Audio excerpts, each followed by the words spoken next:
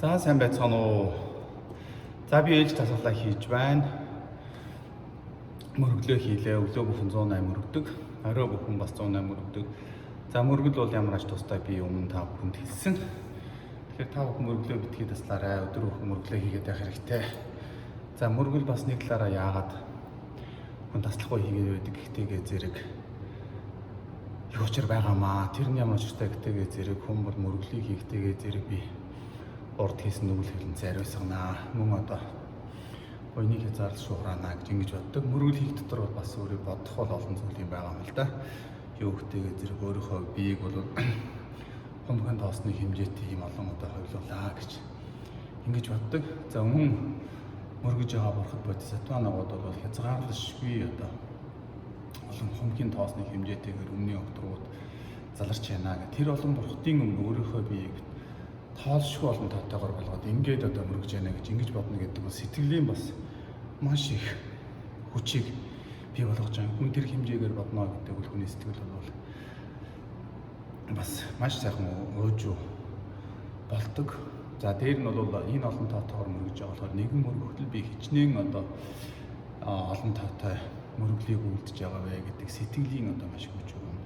За тэр олон бурхтуудыг одоо олон тоотойгоор бодно гэдэг чинь хүнд бол бас маш их нийт хүчийг өгж байгаа юм. Итгэл хүчийг өгж байгаа ийм зүйл юм. Тийм учраас мөргөл гэдэг бол зүгээр нэг биеийн бол дасгал биш юм аа.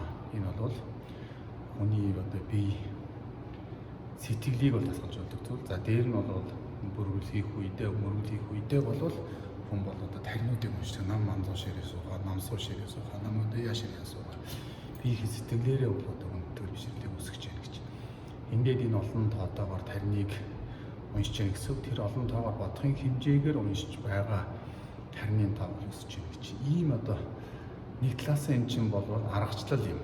Хүн өөрийнхөө сэтгэлийг ер нь бол их өгөөжүүд тавь бодно гэдэг чинь хүний цохол. За тэгээ сэтгэл дотроо хүн жижигхэн зүйлийг бодоод өчүүхэн бодолтой байх, зөвхөн өөрийнхөө орчин тойрог хэмжээнд бодоод байх, аливаа юмсыг бол тэгэл жижиг хэмжээнд бодож сэтгэж байна гэдэг чинь өөрөө хүнд бол бас стресс, депрессийг бий болгодог. За харин өргөн ууж бодож явах хэрэгтэй.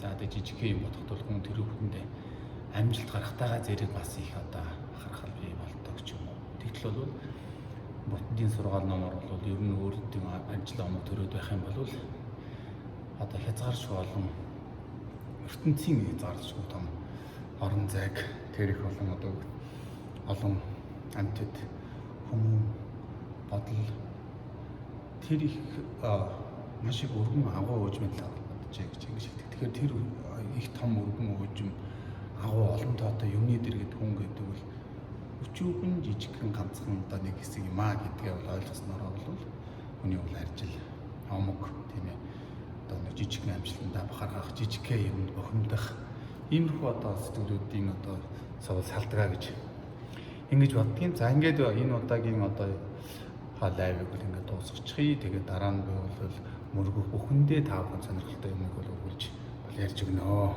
За баяртай.